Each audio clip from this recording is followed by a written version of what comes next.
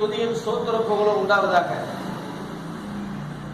எபிரேயருக்கு எழுதிய நிருபத்தை தொடர்ந்து படித்து வருகிறோம். இந்த நாளிலே எபிரேயர் 4ஆம் அதிகாரத்தை இன்றைய நாம் தியானத்துக்காக இன்னைக்கு பேச போறோம். ஒவ்வொரு அதிகாரத்துக்கும் ஒரு தலைப்பு கொடுத்து பேசிக் கொண்டிருக்கிறேன். இந்த 4ஆம் அதிகாரத்தினுடைய தலைப்பு 1000 வருட அரசாட்சி. எபிரேயர் 4ஆம் அதிகாரத்தினுடைய தலைப்பு 1000 வருட அரசாட்சிக்கு ஏற்ற சத்தியங்கள் இந்த 4ஆம் அதிகாரத்தில் இருக்கிறது. குறிப்பாக சொல்லப்போனால் ஓய்வு நாளை பற்றி விளக்கங்கள் இங்கே ஆவியானவர் சொல்லியிருக்கிறார்.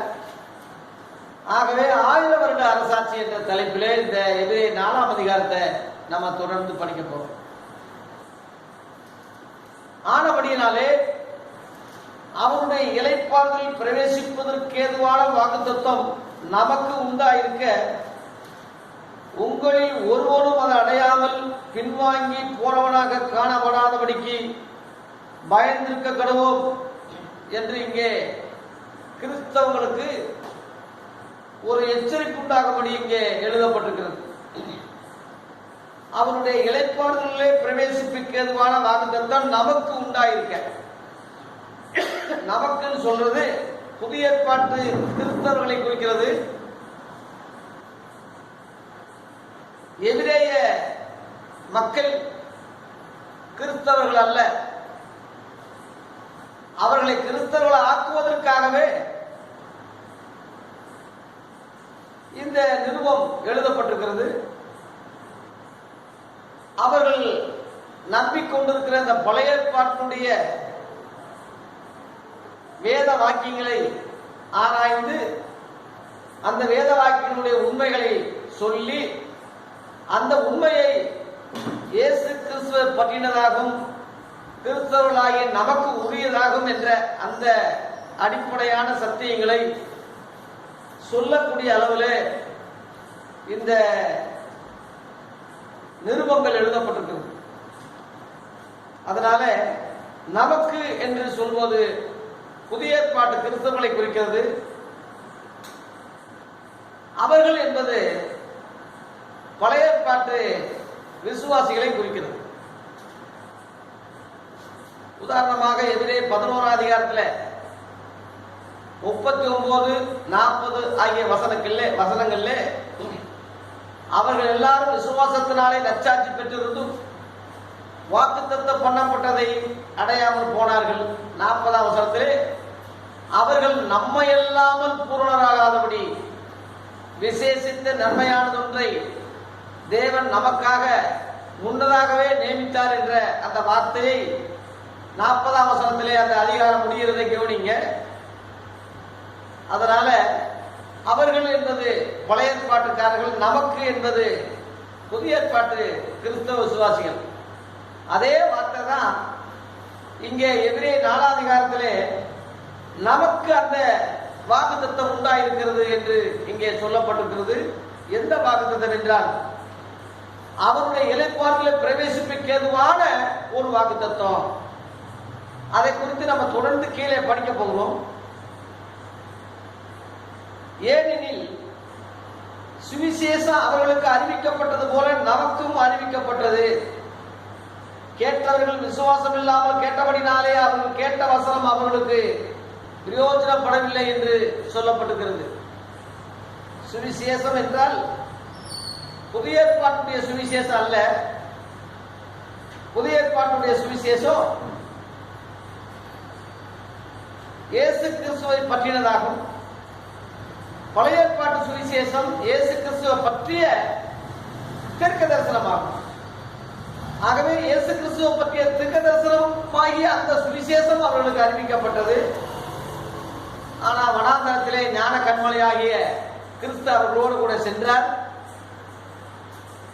1 கொரிந்தியர் 10ஆம் அதிகாரம் 4ஆம் வசனத்திலே அந்த கண்மலை கிறிஸ்துவே என்று எழுதப்பட்டிருக்கிறது.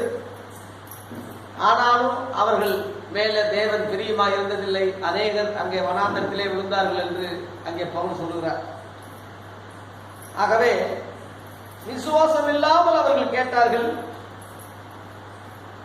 அவங்க என்னவெல்லாம் எகிப்தை நோக்கியே இருந்ததே தவிர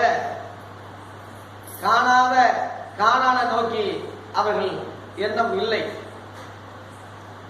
ஆகவே அந்த ஜனங்கள் வனாந்தரத்திலேயே சபங்கள் விழுந்து போயிட்டு, இன்னும் சொல்ல போனா மோசே முதற்கொண்டு கானானை போய் சென்று அடையவில்லை என்பதுதான் வேதனையான காரியம். 3ஆம் வசனத்திலே விசுவாசத்தவர்களாகி நாமோ அந்த இளைப்பாறுதலிலே பிரவேசிக்கிறோம். அவருடைய கிரியைகள் உலகத் தோற்றம் முதல் முடிந்திருந்தும் இவர்கள் என்னுடைய இளைப்பாறுதலில் பிரவேசிப்பதில்லை என்று என்னுடைய கோபத்திலே ஆணையிட்டேன் என்றார். மேலும் தேவன் தம்முடைய கிரிகள் எல்லாம் முடித்து 7ஆம் நாளிலே ஓய்ந்திருந்தார் என்று 7ஆம் நாளை குறித்து ஓரிடத்திலே சொல்லியிருக்கிறார். ஆதியாகமம் 2ஆம் அதிகாரத்திலே 1லிருந்து 3 வரை படிக்கும் போது சர்வ சேனைகளும் படைத்து தீர்ந்தது.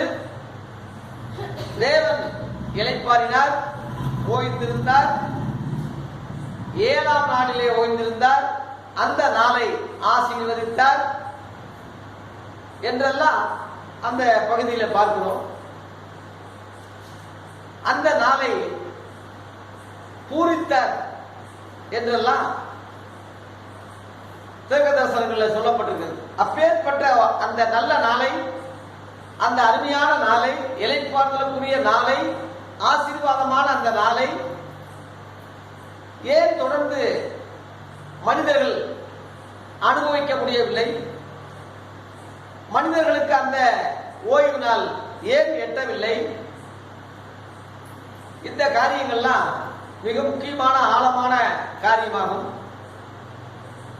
நிழலாட்டமா வாரத்தில் 7ஆம் நாள் ஓய்வு நாளில் யூதர்கள் நிழலாட்டமா இதை கடைபிடித்து வந்தார்கள் மோசே மூலமா. ஆனா நிஜமான ஓய்வு நாள் அது அல்ல. பழைய ஏற்பாட்டில் கடைபிடித்தது நிழலாட்டமே தவிர நிஜமான ஓய்வு நாள் அல்ல, நிஜமான இளைப்பாறுதல் அது அல்ல. இந்த காரியங்களை இந்த 4ஆம் அதிகாரத்தில் நம்ம விளக்க போறோம். சங்கீதம் 95:11 3ஆம் வசனத்தினுடைய தீர்க்க தரிசனம் அங்கே இருக்கிறது. என்னுடைய கோபத்திலே இவர்கள் என்னுடைய இளைப்பாறுதலே பிரவேசிப்பதில்லை என்று என் கோபத்திலே ஆணையிட்டேன் என்று ஆண்டவரே கோபப்பட்டு ஆணையிட்டார் என்று அங்கே சொல்லப்பட்டதை 95ஆம் சங்கீதம் 11 சொல்லியிருக்கு.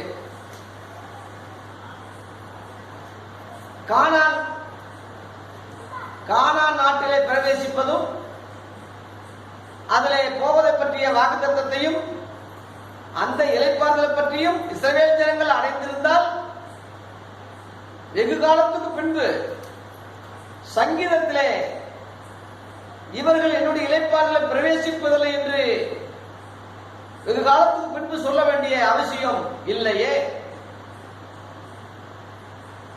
4ஆம் வசனம், மேலும் தேவன் தம்முடைய கிரிகள் எல்லாம் முடித்து 7ஆம் நாளிலே ஓய்ந்திருந்தார் என்று 7ஆம் நாளை குறித்து ஒரு இடத்தில் சொல்லியிருக்கிறாரே, அன்றைய அவர்கள் என்னுடைய இளைப்பாறுதலே பிரவேசிப்பதில்லை என்றும் அந்த இடத்திலே தானே சொல்லியிருக்கிறாரே.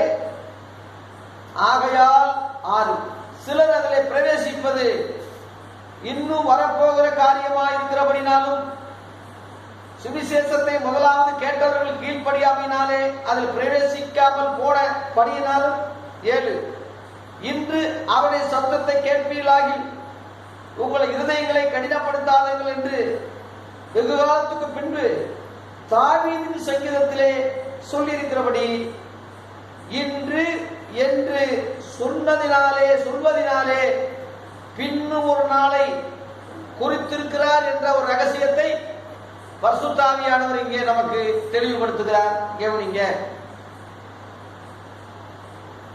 இந்த 7ஆம் நாளை குறித்து ஆவிக்குரிய விளக்கம் என்ன? 2 பேதுரு 3ஆம் அதிகாரம் 8ஆம் வசனத்திலே கர்த்தருக்கு ஒரு நாள் 1000 வருஷம் போலவும் 1000 வருஷம் ஒரு நாள் போலவும் என்ற ஒரு காரியத்தை நீங்கள் அறியாதிருக்க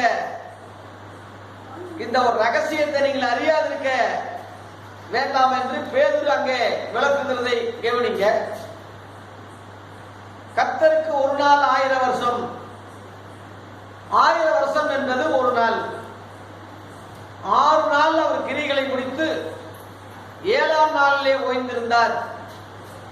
ஆகவே இங்கே 7000 வருஷம் என்ற கணக்கு வருகிறது. ஒரு நாள் 1000 வருஷம் சொல்லும் போது 7 நாள் என்பது 7000 வருஷம் ஆகும். 6 நாள் தன் கிரிகள் எல்லாம் முடிக்கிறார். 7ஆம் நாளிலே அவர் ஓய்ந்திருக்கிறார். 7ஆம் நாளை ஆசீர்வதிக்கிறார். ஆகவே அந்த 7ஆம் நாளை ஓய்வு நாள் என்று சொல்லுகிறார். அதுவும் ஒரு 1000 வருஷம். இன்றைக்கு உலக பிரகாரமான சரித்திர ரீதியிலையும் வேத சரித்திரத்தையும் பார்ப்போமானால் கிறிஸ்துவுக்கு முன்பு 4000 வருஷம் சரித்திரம் இருக்கிறது. கிறிஸ்துக்கு பின்பு 2000 வருஷம் சரித்திரம் இருக்கிறது. ஆகவே 4000மும் 2000மும் 6000 கணக்கு மனித உற்பத்தியாகி மனிதன் உருவாக்கும் முன்பதாக எத்தனையோ மில்லியன் வருஷங்கள் போனதாக விஞ்ஞானிகள் சொல்றாங்க. அது கணக்கல்ல. நமக்கு மனிதர்கள் உண்டாக்கப்பட்ட 6ஆம் நாள் 7ஆம் நாளிலே ஓய்ந்திருந்தார் எழுத்தின்படி.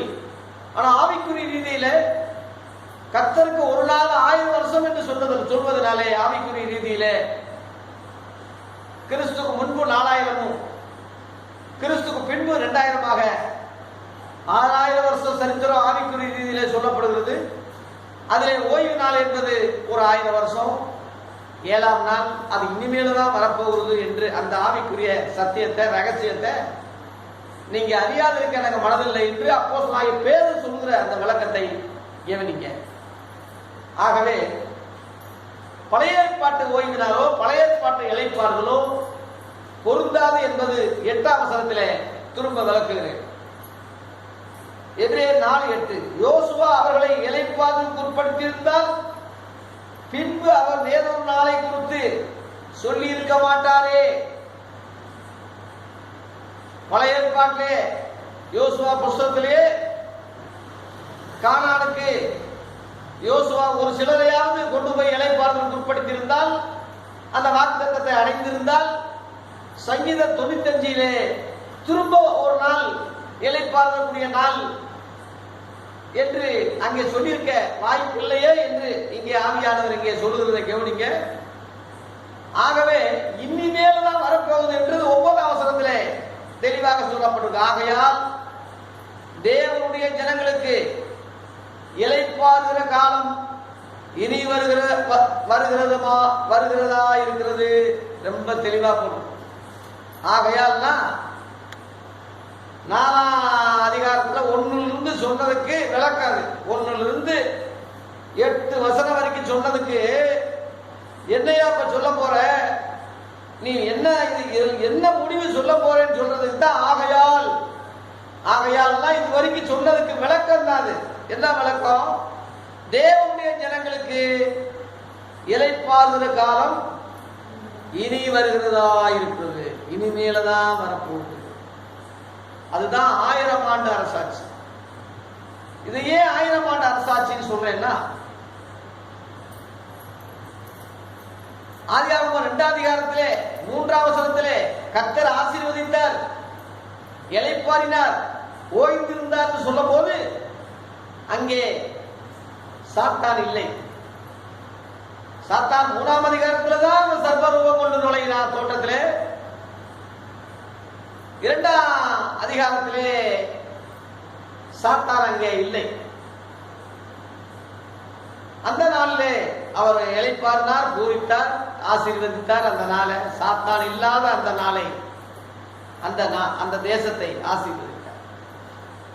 அதுபோல வெளிப்படுத்துகிற விசேஷம் 20ஆம் அதிகாரத்திலே 1லிருந்து 4 வரை படிக்கும் போது சாத்தானை கட்டி அதில் 1000 வருஷம் வரைக்கும் பாதாளத்திலே தள்ளி அடித்து முத்திரை போட்டு அந்த 1000 வருஷம் அவன் ஜனங்களை மோசம் போக்காதபடி தேவன் அவனை பாதாளத்திலே தள்ளி அடித்து ரகசியத்தை அங்க இருக்கிறது.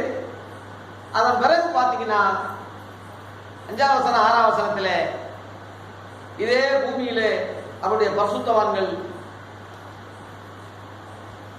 முதலாம் உயிர்த்தெழுதலுக்கு பங்குள்ளவன் பரிசுத்தவானும் பாக்கியவானுமா இருக்கிறான், அவர்கள் மேல் 2ஆம் மரணத்தில் சேதமில்லை. அவர்கள் உயிர்த்தெழுந்து கிறிஸ்துவோடு கூட 1000 வருஷம் அரசாளுகிறார்கள் போட்டிருக்கிறது. தெளிவா போட்டிருக்கு 1000 வருஷம் இதே பூமியிலே. அதான் சாந்த குணமுள்ளவர்கள் பாக்கியவான்கள், அவர்கள் பூமியை சூழ்ந்திருப்பார்கள் என்று 10:5 அதிகாரத்தில் இயேசு மலை பிரசங்கத்தில் சொன்னாரே, அதுதான் வெளிப்படுத்தின விசேஷம் 5 அதிகாரம் 10ஆம் வசனத்திலே இயேசு கிறிஸ்துவின் இரத்தத்தாலே நாங்கள் கழுவப்பட்டிருக்கிறோம், மீட்கப்பட்டிருக்கிறோம். எங்களை ராஜாக்களும் ஆசாரிகளுமா தேவன் முன்பாக எங்களை இயேசு ஆக்கியிருக்கிறார். ஆகவே நாங்கள் இந்த பூமியிலே அரசாளுவோம் என்ற வார்த்தையை அங்கே பரிசுத்தவான்கள் சொல்லுகிறதை கவனிங்க. அதுதான் அந்த 1000 ஆண்டு அரசாட்சி. ஏசாயா புஸ்தகம் 11ஆம் அதிகாரம் 1 முதல் 9ஆம் வசனம் முடிய இந்த பூமி கர்த்தரை அறிகிற அறிவிலே நிறைந்திருப்பதாக, மிருகங்கள் மனுஷர்களோட சகஜமாக பழகக்கூடிய அளவுல, இந்த பர்வதமும் கேடும் செய்வாரும் இல்லை, தீங்கு செய்வாரும் இல்லை. சமுத்திரம் பூமியிலே சமுத்திரம் ஜலத்தினால் நிறைந்திருப்பது போல பூமி கர்த்தரை அறிகிற அறிவிலே நிறைந்திருக்கும் என்று அங்கே சொல்லப்பட்டிருக்கிறதே தீர்க்க தரிசனம். அதுதான் இந்த 1000 ஆண்டு அரசாட்சி. 1 கொரிந்தியர் 6ஆம் அதிகாரத்திலே 2ஆம் வசனம் 3ஆம் வசனத்திலே பரிசுத்தவான்கள் இந்த பூமியை சுதந்திரிப்பார்கள், ஆளுவார்கள், தேவதூதர்களை நியாயந்திருப்பார்கள் என்று சொல்லப்பட்டிருக்கிறதே, அதுதான் இந்த 1000 ஆண்டு அரசாட்சி. ஆகவே தேவ பிள்ளைகளே, இந்த உலகத்திலே இயேசு கிறிஸ்து 2ஆம் வருகைக்கு பிற்பாடு இதே பூமியிலே சாத்தானை கட்டி 1000 வருஷம் தள்ளி அடித்து இதே பூமியிலே ஆண்டவராகி இயேசு கிறிஸ்து ராஜாதி ராஜாவாய் இந்த பூமி முழுவதும் அரசாட்சி செய்ய போறார். எருசலேமிலே மையமாக வைத்து, தலைமையிடமாக வைத்து, பூமியின் முழுவதும் எல்லையெங்கும் உள்ளவர்களே கர்த்தரை துதியுங்கள் என்று சங்கீத 100 சொன்ன அந்த தீர்க்க தரிசனங்கள் உலகம் முழுவதும் உள்ள ஜனங்கள் ஆண்டவராகிய இயேசு கிறிஸ்துவை தொழுது கொள்ளவும் ஆராதிக்கவும் இந்த பூமியிலே அரசாளக்கூடிய அளவுல இயேசு சகல அதிபதிகளுக்கும் அதிபதியாக, ராஜாக்களுக்கும் ராஜாவாக இதே பூமியில அரசாளுகிற அந்த அனுபவம் தான் 1000 ஆண்டு அரசாட்சி. அதுதான் 7ஆம் நாள், அதுதான் ஓய்வு நாள். அந்த நாள் தான் 1000 ஆண்டு அரசாட்சி, ஒரு நாள் என்ற அந்த ரகசியம். இந்த காரியங்களை தேவ பிள்ளைகள் உள்வாங்குங்க. மத்தேயு 19ஆம் அதிகாரத்திலே மறுஜென்ம காலத்திலே, அதுல 28ஆம் வசனத்தில் சொல்றாரு, மறுஜென்ம காலத்திலே இஸ்ரவேலின் 12 சிங்காசனங்களையும் நியாயம் இருக்கிறவர்களாய் நீங்க உட்கார்ந்துங்கன்னு சொல்லி பேதுருவுடைய பதிலுக்கு இயேசு சொன்னாரே, அந்த காலம் தான் 1000 ஆண்டு அரசாட்சி காலம். ஆகவே இதே பூமியிலே இயேசு நிலைநாட்டி விட்டுதான் வெளிப்படுத்தல் 20:7 சாத்தான் 1000 வருஷம் முடிஞ்ச பிறகு கட்டவிழ்க்கப்படுகிறான். அவன் பூமியின் குடிகள் எல்லாம் திரும்ப யுத்தத்துக்கு இயேசுவுக்கு விரோதமாக எழுப்பி கொண்டு வருகிறான். அப்பொழுது தேவனாலே வானத்திலிருந்து அக்கினி இறங்கிய இந்த 9ஆம் வசனத்திலே இந்த உலகம் சாம்பலாய் போயிடும், அக்கினியில் அழிஞ்சு போயிடும்.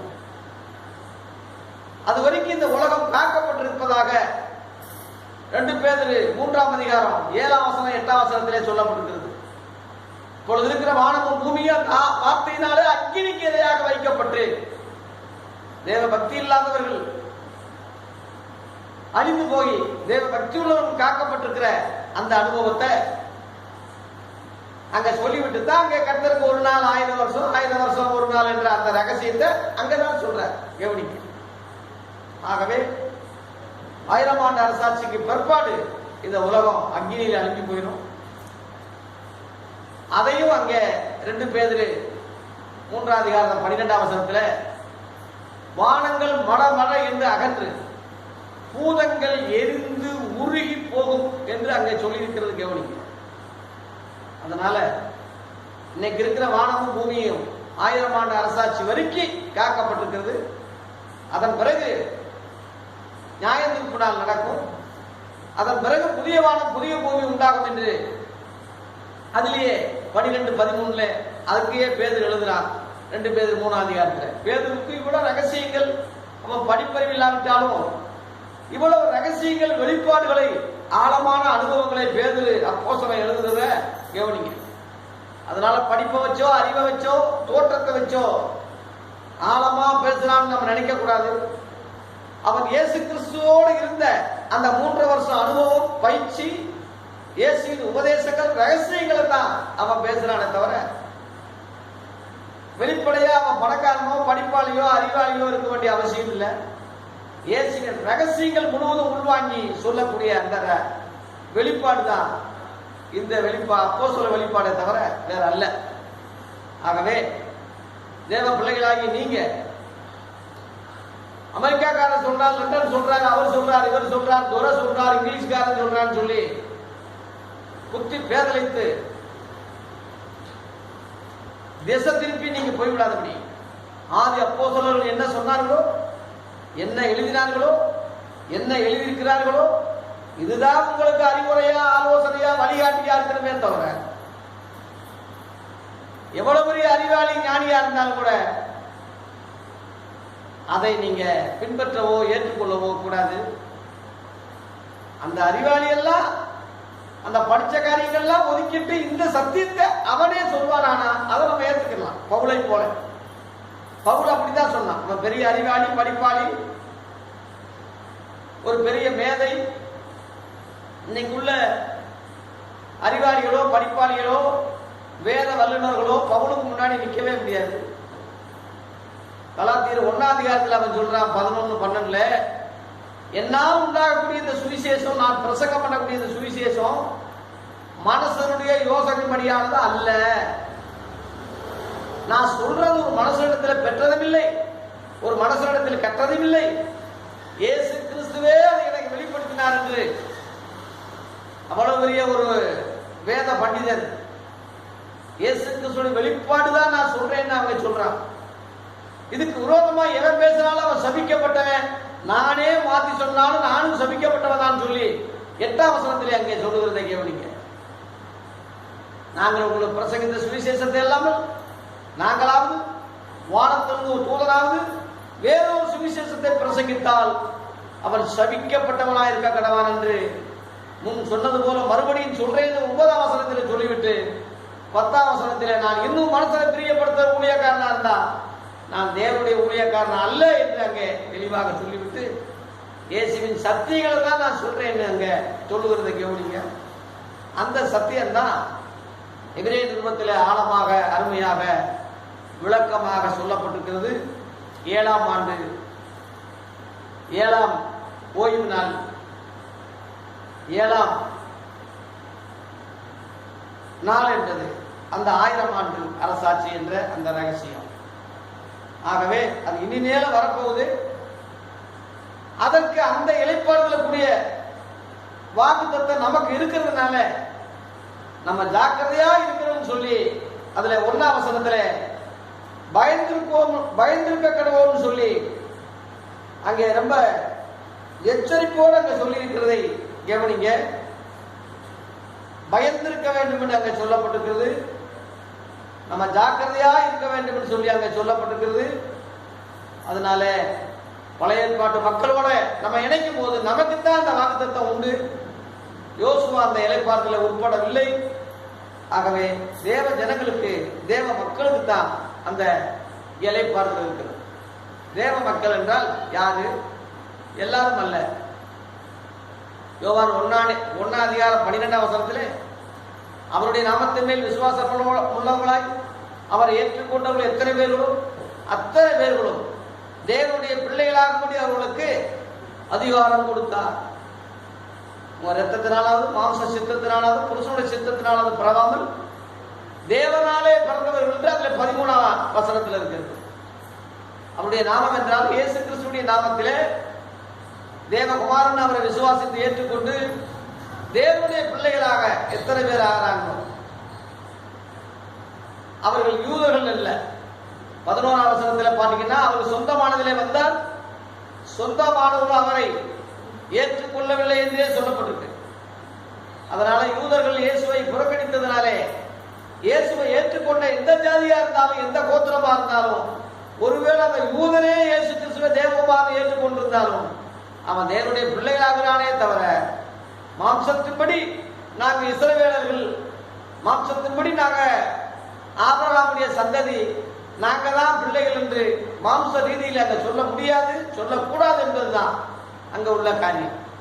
அதனால தேவனுடைய பிள்ளைகள் கிறிஸ்துக்குள்ள உண்டானவர்கள் யூதன் என்றும் இல்லை, கிரேக்கர் என்றும் இல்லை, ஆண் என்றும் இல்லை, பெண் இல்லை, சமாரியன் என்றும் இல்லை, புறஜாதி என்றும் ஒன்றும் இல்லை, எல்லாம் இயேசு கிறிஸ்துவுக்குள்ள ஒன்றாயிருக்கிறார்கள். அவர்கள் பரிசுத்த ஜாதியாக, சொந்தமான ஜனங்களாக, தேவ ஜனங்களாக இருக்கிறார்கள். அந்த தேவ ஜனங்களுக்கு தான் இந்த காலம் இளைப்பாறுகிற காலம் இருக்க தவிர எல்லாருக்கும் கிடையாது. இந்த காரியத்தை நீங்க உள்வாங்க வேண்டும். ஏன் இந்த 1000 ஆண்டு அரசாட்சிய சாத்தான அக்னி கடல்ல தள்ளாம பாதாளத்துல மட்டும் தள்ளி அடிச்சு இதை பார்க்க வச்சு திரும்ப ஏன் கட்டெழுத்து விடணும் என்ற கேள்விக்கு ஆதாம் ஏவாளை ஆண்டவர் படைத்து இந்த பூமியிலே பழுகி பெருகி பூமியை நிரப்புங்க என்று சொல்லி அவர்களை ஆசீர்வதித்தாரே, அந்த ஆசீர்வாதத்தை சர்வரூபம் கொண்டு ஏதேன் தோட்டத்திலே சாத்தான் 3ஆம் அதிகாரத்திலே, ஆதியாகமம் 3ஆம் அதிகாரத்தில் போய் கெடுத்து விட்டான். தேவ திட்டத்தை நடக்க விடாதபடி அவன் செய்து விட்டான். அதன் பிறகு இந்த பூமி சபிக்கப்பட்டது. ஆதியாகமம் 3:17 பூமி சபிக்கப்பட்டது. ஆதியாகமம் 4:11 முதல் மகன் ஆதாமுடைய முதல் மகன் காயின் சபிக்கப்பட்டான். சர்ப்பம் சபிக்கப்பட்டது. அதை தொடர்ந்து சாபத்திலையும் பாவத்திலையும் இந்த உலகம் போனதுனால தேவனுடைய அந்த திட்டம், அந்த ஆசீர்வாதம், அந்த இளைப்பாறுகிறது, அந்த பரிசுத்தப்படுத்துறது, அந்த ஓய்வு நாள் எல்லாமே போச்சு. அப்படியே போயிட்டா சாத்தான் ஜெயிச்ச மாதிரி. தேவ திட்டத்தை நான் குலைத்து விட்டேன், ஆதாம் ஏவாளை கொண்டு அவர் சொன்ன வாக்கு திட்டத்தை முறியடித்து விட்டேன், அந்த ஆசீர்வாதத்தை கெடுத்து விட்டேன் என்று அவன் நாளைக்கு சொல்லுவானே.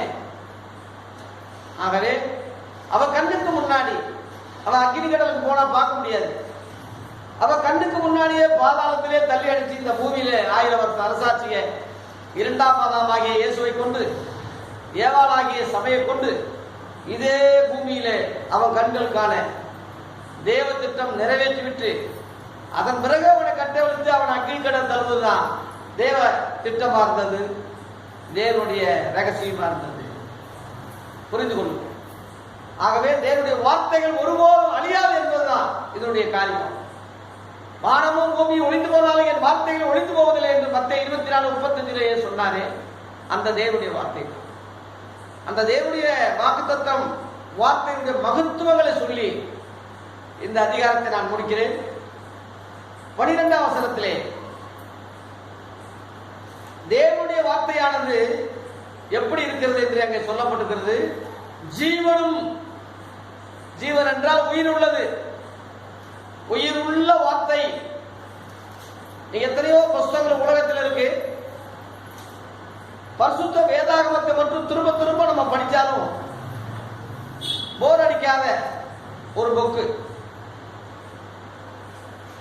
இன்னும் படிக்க முடியலையே என்று ஒரு தாழ்வு மனப்பாங்க தான் நமக்கு, குற்ற மனப்பாங்க தான் நமக்கு இருக்கே தவிர படிச்சு சலிச்சுட்டேன்னு ஒருத்தர் சொல்ல முடியாது, அல்லது நன்றாக படிச்சு விளங்கி கொண்டேன் என்று சொல்ல முடியாது. கடலை போல இந்த கடல் எத்தனை மீன்கள் பிடித்தாலும் மீன்கள் வந்து கொண்டே இருக்கிறது.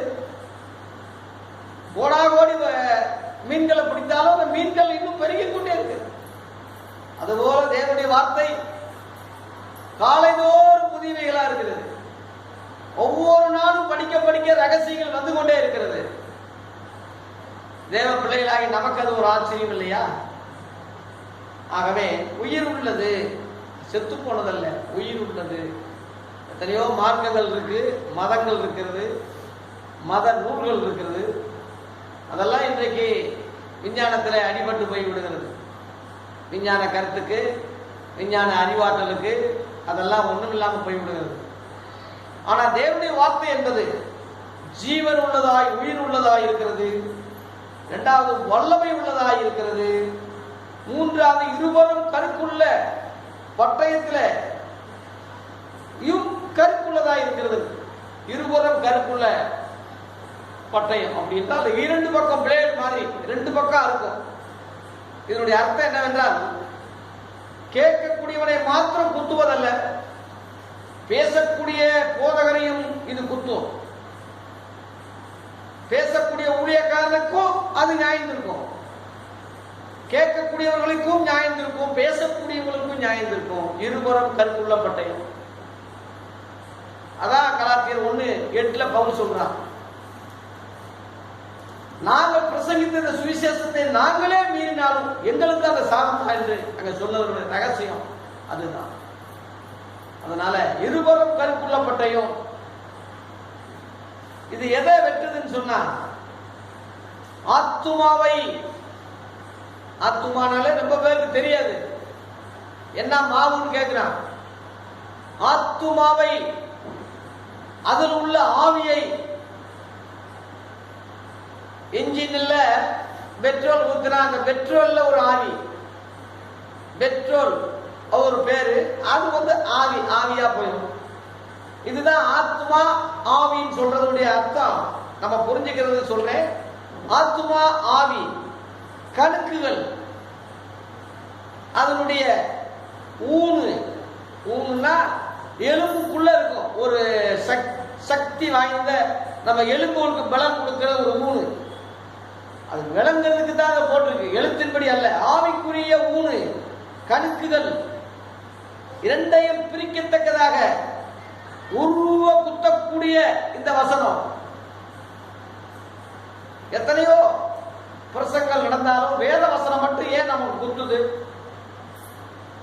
காரணம் உயிர் உள்ள வார்த்தை. பரிசுத்த ஆவியானவர் வரும்போது நீதியை குறித்தும் பாவத்தை குறித்தும் நியாயத்தீர்ப்பை குறித்தும் உலகத்தை கண்டித்து உணர்த்தக்கூடிய இந்த சக்தி உள்ளதுதான் இந்த வார்த்தை.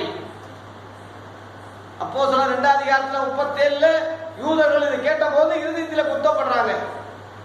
சகோதரரே, நாங்க என்ன செய்யணும் என்று சொல்லும் போதுதான், நீங்க ஒவ்வொருவரும் மனம் திரும்புங்கன்னு சொல்லி 38 சொல்லி ஞானஸ்தானம் பெறுங்க, மாறுபாடு உள்ள சந்ததி விட்டு விலகுங்க, பரிசுத்தாவுடைய வரத்தை பெறுங்க, அப்போஸ்தலர் உபதேசத்துக்கு வாங்கன்னு சொல்லும் போது ஏறக்குறைய 3000 பேர் அன்றைக்கு இருதயத்தில் குத்தப்பட்டு மனம் திரும்பி கிறிஸ்தவளா மாறினாங்க யூதர்கள் பெந்தேகோஸ்து நாள்ல. அது மாதிரி இன்னைக்கு உள்ள கிறிஸ்தவர்கள் யூதர்களை போல, இஸ்ரவேலர்களை போல இருப்பது வேதனையான ஒரு காரியம். இந்த வேத வசனம் உங்களை இருதயத்தில் குத்துனா, நீங்க அந்த பாரம்பரியத்திலிருந்து, அந்த யூத முறைமையிலிருந்து, அந்த பழைய ஏற்பாட்டுடைய முறைகள் இருந்து, அந்த மத சடங்காச்சாரத்திலிருந்து விலகி ஆண்டவராகிய இயேசு கிறிஸ்துவுடைய அந்த உயிர் உள்ள வார்த்தைகளை நீங்கள் ஏற்றுக்கொள்ள வேண்டும். உங்களுடைய இருதயத்தின் நினைவுகளையும் கூட, யோசனைகளையும் கூட வகையறுக்கிறதா இருக்கிறது என்று இங்கே 12 கீழே சொல்லப்பட்டிருக்கிறது, யோசனைகள். அதனால தேவனுடைய வார்த்தை எல்லாத்துக்குமே பதில் உண்டு. இன்றைக்குள்ள பிரச்சனைகளுக்கெல்லாம் ஒரே தீர்வு வேத வசனம் தான். ஆதி காலத்தில் ஒரு பிரச்சனை வரும்போது அப்போஸ்தலர்கிட்ட போய் சரணடைஞ்சாங்க, அவங்க அதை விளக்கம் கொடுத்தாங்க. அப்போஸ்தலர் 15 அதிகாரத்தில் ஒரு உபதேச குழப்பம் வரும்போது எருசலேமில் உள்ள அப்போஸ்தலத்தில் போய் சேரும் போது அங்கே விளக்கம் கிடைத்தது. அதுபோல இன்னைக்கு உபதேச குழப்பம் வருதா, கேள்விகள் வருதா, சந்தேகம் வருதா, யோசனை வருதா, அப்போஸ்தலர் நிருபங்களை பாரு, அப்போஸ்தலர் நடவடிக்கைகளை பாரு. நிருபங்கள்ல அவங்க சொன்ன ஆலோசனைகள் எல்லாத்துக்கும் ஆலோசனை கொடுத்துருக்காங்க. எல்லாத்துக்கும் முடி எப்படி வைக்கணும், ட்ரெஸ் எப்படி பண்ணணும், நகை போடுற விஷயம், தெற்க தரிசனம் சொல்றது என்ன, எல்லாத்துக்குமே சொல்லியிருக்காங்க. அவங்க சொல்லாததே ஒண்ணு இல்லை. அதனால நூதன சீசனா நீ இருக்காத. எல்லாத்துக்குமே பதில் நிருபங்கள்ல இருக்கு. அப்போஸ்தலர் சொல்லியிருக்காங்க. அன்னைக்குள்ள கிறிஸ்தவங்க கேட்ட கேள்விகளுக்கெல்லாம் அங்க விளக்கம் இருக்கிறது. நீ ஒரு கிறிஸ்தவனா இருந்தா அதே தான் உனக்கு இப்ப, நீ கிறிஸ்தவனா இருந்தா அதே தான் நீ எடுத்துக்கிறணும். ஆகவே அவருக்கு தான் கணக்கு கொடுக்கணும். அங்க 11 போட்டிருக்கு, அவருடைய பார்வைக்கு மறைவான சிருஷ்டி ஒன்றுமில்லை, சகலமும் அவருடைய கண்களுக்கு முன்பாக நிர்வாணமாயும் வெளியரங்கமாயிருக்கிறது, அவருக்கே நாம் கணக்கு ஒப்புவிக்க வேண்டும். அவருக்கு இல்ல, அவருக்கே, அவருக்கு தான் நீ கணக்கு கொடுக்கணும். உன் பாஸ்டருக்கு பயப்படாத, உன் பிஷப்புக்கு பயப்படாத, உன் ரெவரண்டுக்கு பயப்படாத, உன் போப்புக்கு பயப்படாத. பிரதான மேய்ப்பர் இயேசு, பெரிய மேய்ப்பர் இயேசு, நல்ல மேய்ப்பர் இயேசு, பட்சபாதம் இல்லாமல் நியாயம் இருக்கிறவர் இயேசு. அவருக்கே தான் நீ கணக்கு கொடுக்கணுமே தவிர உலக பிரகாரமான மனுஷருக்கு நீ பயப்பட வேண்டிய அவசியம் இல்லை. பாஸ்டர் உன் மனுஷன் தான், உன் மனுஷன் தான், உங்களை மாதிரி மனுஷன் தானே, அவரே கணக்கு கொடுக்க வேண்டியதா இருக்குன்னு சொல்லும் போது அவருக்கு நீ ஏன் பயந்துட்டு இருக்கிற? அவரும் நம்மை மாதிரி மனுஷன் தான், அவரும் அவருக்கு தான் முதல் கணக்கு. 1 பேதுரு 4:17 இருக்கு. தேவனுடைய வீட்டில் தான் நியாயம் தீர்ப்பு தொடங்கும்னு போட்டிருக்கு. அவங்களுக்கு தான் அந்த நியாயம் தீர்ப்புல அநேக போதகர்கள் கைவிடப்படுவார்கள், அரணுவார்கள், மிரணுவார்கள், ஐயோ அப்பான்னு கத்துவாங்க. அப்போ மத்தேயு 7ஆம் அதிகாரத்தில் இயேசு சொல்றாரு 22-23 உமது நாமத்தினாலே தீர்க்கதரிசனம் உரைத்தோம் அல்லவா, உமது நாமத்தினாலே பிசாசுகளை துரத்தினோம் அல்லவா, உமது நாமத்தினாலே அநேக அற்புதங்கள் செய்தோம் அல்லவான்னு சொல்லும் போது ஒரு காலம் உங்களை அறியவில்லை. அக்கிரமம் செய்காரே என்னை விட்டு அகன்று போங்கள் என்று சொல்வேன் சொன்னாரே, அந்த போதர் கள்ள ஊழியர்கள் இருக்காது. 15ஆம் வசனத்தில் போட்டு கள்ள தீர்க்கதரிசிகள் சொல்றது அதான். அதனால நிறைய ஊழியர்கள் அன்றைக்கு கைவிடப்படுவார்கள், புலம்புவார்கள். அதனால அவங்களுக்கு நீ பயப்பட வேண்டிய அவசியம் இல்லை. அவன் நல்ல ஊழியக்காரனா இருந்தாலும் கெட்ட ஊழியக்காரனா இருந்தாலும் நியாயத்திற்கு முன்னாடி நிக்கணும். மனுஷன் செய்கிற எல்லா காரியத்துக்கும் நியாயத்திற்கு உண்டு, கணக்கு உண்டு. இதை நினைச்சாலே ஒருத்தன் மனம் திரும்பிடுவானே, ஜாக்கிரதையா இருப்பானே, பயந்து இருப்பானே. பரீட்சை உண்டுன்னு சொல்லும் போது மாணவர்கள் எத்தனையோ பேர் ரொம்ப ஜாக்கிரதையா இருக்காங்க. சிலர் தற்கொலை பண்ணி செத்துருக்காங்க பரீட்சைக்கு முன்னாடி பயந்துட்டு. ஒரு சாதாரண பரீட்சைக்கே உயிரை கொடுக்குறான்னா நீ உயிரே கொடுத்தாலும் அங்க போய் நிக்கணும். ஆவி எங்க போய் மறைய முடியும்? அவர் கண்களுக்கு முன்பு மறைவான சிருஷ்டி, அவர் படைப்புகள்ல ஒன்றுமே மறைய முடியாது, ஓடி ஒளிய முடியாது. அவருக்கு முன்னாடி எல்லாரும் நிக்கணும். சமுத்திரம் தண்ணீர் உள்ள மரித்தோரை ஒப்புவிக்கும், பாதாள தண்ணீர் உள்ள மரித்தோரை ஒப்புவிக்கும், மரணம் தண்ணீர் உள்ள மரித்தோரை ஒப்புவிக்கும். சிறியோர் முதல் கொண்டு பெரியோர் வரைக்கும். வெளிப்படுத்தல் 20ஆம் அதிகாரத்தில் 12ஆம் வசனத்தில் எல்லாரும் அவருக்கு முன்னாடி நின்று சர்வ உலகமும் நின்று சாட்சி கொடுக்கணும், கணக்கு கொடுக்கணும். எல்லாரும் நியாயம் தீர்க்கப்படுவார்கள். வலதுபுறம் இடதுபுறத்தில் 2ஆ பிரிப்பார் ஜனங்களை. நியாயம் தீர்ப்பப்படுத்தி ரொம்ப ஜாக்கிரதையா இருங்க. சன்மார்க்கையும் துன்மார்க்கையும் நியாயம் தீர்ப்பேன்னு சொல்றாரு. நான் நல்லவன், நான் தப்பு செய்யல, நான் சீரட் குடிக்க மாட்டேன், நான் தண்ணி அடிக்க மாட்டேன், ஒழுக்க வேணும், பரிசுத்தமா இருந்தாலும் உனக்கு நியாயம் தீர்ப்பு தான். ஜாக்கிரதையா இருக்கணும். அதனால யாருக்கும் பயப்பட வேண்டியதில்லை. மனுஷனுக்கு யாருக்கு நீ அஞ்ச வேண்டிய தேவையில்லை. ஆண்டவராகிய இயேசு கிறிஸ்துவுக்கே நீ கணக்கு ஒப்புவிக்க வேண்டும். 13ஆம் வசனம் கீழே இருக்கிறது கவனிங்க.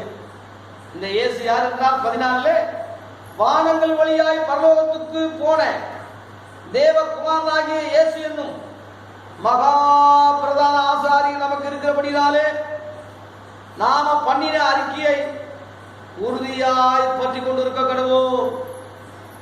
என்ன அறிக்கை? இயேசு கிறிஸ்துவ தேவகுமாரன் விசுவாசிக்கிறேன். இவ்வளவுதான் ஐயா. வேற உன்னை கட்டபொம்மை வீரபாண்டி கட்டபொம்மை வசனத்தை மனப்பாடம் பண்றான்னு சொல்லல. இயேசு கிறிஸ்துவ தேவகுமாரன் விசுவாசி, அவ்வளவுதான். ரொம்ப சிம்பிள். அப்போஸ்தலர் 8ஆம் அதிகாரத்திலே 36 இருந்து படிக்கும் போது கந்தக மந்திரி இயேசு கிறிஸ்துவ தேவகுமாரன் விசுவாசிக்கிறேன் சொல்லி ரதத்தை நிறுத்த சொல்லி ஞானசானம் வாங்கி சந்தோஷமா போயிட்டான், முடிஞ்சு காரியம். விசுவாசம் உள்ளவனாகி ஞானசானம் பெற்றவன் ரட்சிக்கப்படுவான், விசுவாசியாதவனும் ஆக்கினுக்குள்ளாக தீர்க்கப்படுவான். மார்க் 16:16 சொன்னாரே, அதுதான் யோவான் 3:18 அவரை விசுவாசிக்கிறவன் ஆக்கினிக்குள்ளாக தீர்க்கப்படான். அவரை விசுவாசியாதவனும் தேவன் தம்முடைய ஒரே பேரான குமாரனுடைய நாமத்தின் மேல் விசுவாசம் உள்ளவனா இராதபடினாலே அந்த ஆக்கினிக்குள்ளாக தீர்க்கப்பட்டது ஆயிற்று. ஒரே வசனத்துல தப்பிக்கிறதும் உண்டு, மாற்றுறதும் உண்டு. அந்த ஒரே வசனம், தேவகுமாரன்னு நீ விசுவாசிக்கிற, இருதயத்திலே விசுவாசித்து வாயிலே அறிக்கையிட்டால் நீ ரட்சிக்கப்படுவாய் என்று ரோமர் 10:9 10 சொல்லப்பட்டிருக்க. அதுதான் ரட்சிக்கப்பட நாங்கள் என்ன செய்யணும் என்ற கேள்விக்கு கர்த்தராகிய இயேசு கிறிஸ்துவை விசுவாசி, அப்பொழுது நீயும் உன் வீட்டார் ரட்சிக்கப்படுவீர்கள் சொல்லி அப்போஸ்தலர் 16:30-31 சொல்றத நீங்க கேள்விப்பட்டிருப்பீங்க. எப்படி விசுவாசிக்கணும்? அவன் தேவகுமாரன் விசுவாசி. இங்க போட்டிருக்குல்ல, தேவகுமாரனாகிய 14 வானங்களில் வழியாய் பரலோகத்துக்கு ஏறி போன தேவகுமாரனாகிய இயேசு என்னும் மகா பிரதான ஆசாரியர் நமக்கு இருக்கிறபடினாலே, மகா பிரதான ஆசாரியர் சொன்னா யூத முறையோ லேவி முறையோ அல்ல, பழைய ஏற்பாட்டு முறையோ அல்ல. பழைய ஏற்பாட்டில் லேவியர்கள் தான் ஆசாரியர்களா வரணும், அதுல ஒருத்த பிரதான ஆசாரியரா இருப்பான். ஆனா இயேசு யூதா வம்சத்திலிருந்து வர்றதுனால, லேவி வம்சம் இல்லாதனால அந்த வகையில கூட அவரு ஆசாரியர் ஆக முடியாது.